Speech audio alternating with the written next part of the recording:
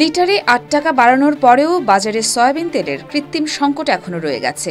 ২, ৩ ও ৫ লিটারের তেল কিছুটা সরবরাহ করলেও ১ লিটারের তেল এখনো পাওয়া যাচ্ছে না। পাশাপাশি সরকার নির্ধারিত মূল্যে মিলছে না তেল। এতে ক্রেতা সাধারণকে সয়াবিন তেল কিনতে গিয়ে ভোগান্তিতে পড়তে হচ্ছে।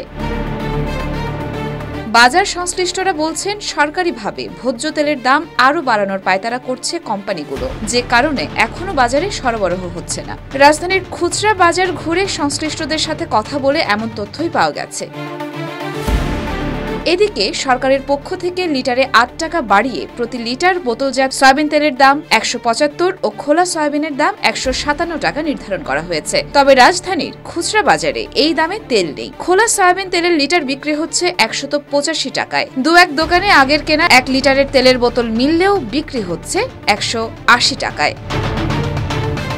রাজধানীর জিঞ্জিরা কাঁচা বাজারের মুদি বিক্রেতা বলেছেন, সরকার নতুন মূল্য নির্ধারণ করেছে। ৫ লিটারের তেল ৮৩৭ টাকা কিনে ৮৫২ টাকায় বিক্রি করতে হচ্ছে। দুই দিক থেকে লাভ করছে কোম্পানিগুলো। ৩ লিটারের বোতলজাত সয়াবিন ১১৬ টাকায় কিনতে হচ্ছে, বিক্রি করতে হচ্ছে ৫২৫ টাকায়। খোলা সয়াবিন লিটার প্রতি ১৮৮ টাকায় ডিলারদের কাছ থেকে কিনতে হয়, বিক্রি করতে হচ্ছে ১৮৫ টাকায়। পাম অয়েল ১৭৫ টাকায় বিক্রি হচ্ছে, কিনতে হচ্ছে ১৭১ টাকায়।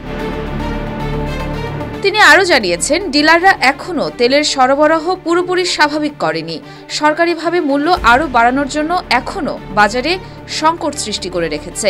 ১ লিটারের তেল এখনও ডিলাররা দেননি, আর এখন লিটার প্রতি কোম্পানিগুলো তাদের ৩ টাকা লাভ করার সুযোগ দিয়েছে, যা আগে ৪ থেকে ৫ টাকা ছিল। এতে ভোক্তার সাথে দোকানদারদেরকেও ঠকানো হচ্ছে। কনজিউমার্স অ্যাসোসিয়েশন অব বাংলাদেশের কেন্দ্রীয় কমিটির ভাইস প্রেসিডেন্ট জানিয়েছেন, সরকারিভাবে তেলের দাম বাড়িয়ে বাজারে সরবরাহ ঠিক করার কথা বলছেন বাণিজ্য উপদেষ্টা, কিন্তু দাম বাড়লেও ক্রেতারা তেল পাচ্ছেন না। পেলেও নির্ধারিত দামের চেয়ে বাড়তি দরে কিনতে হচ্ছে। তারা দেখছেন বিক্রেতারা এখনো তেল পাচ্ছেন না। এই অবস্থায় সরকার সংশ্লিষ্টদের বাজার সহ কোম্পানিগুলোর মিলগুলোতে কঠোরভাবে তদারকি করা দরকার। অনিয়ম পেলে শাস্তির আওতায় আনা দরকার। ইয়োরমা শায়ের জাহান, দেয়ালিকা নিউজ।